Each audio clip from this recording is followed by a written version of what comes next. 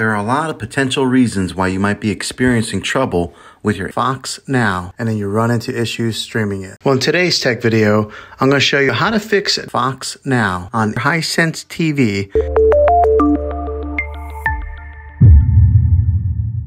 Let's see if we can fix your problems and get your Fox Now back up and running as quickly as possible. The first one, it's the easiest one to try, and that's to unplug your TV from the wall outlet and wait 60 seconds. Now don't be impatient here, wait the whole 60 seconds, then plug it back in. This is very different from turning your TV on and off with your remote control. This is what we call a hard reset of your TV, so make sure you do this method. If that doesn't work, then find your router that is giving you Wi-Fi and unplug the power to that for 60 seconds. Then plug it back in. If it fixes it, great. If not, let's go ahead and move on to the next method. Try deleting Fox Now. Go to wherever the apps are located on your system and remove the app altogether. Then reinstall Fox Now again. After you reinstall it, you might have to log back in with all of your credentials, but hopefully this will work. And if that doesn't work, then I recommend buying an affordable Roku stick, Fire Stick, or Apple TV 4K.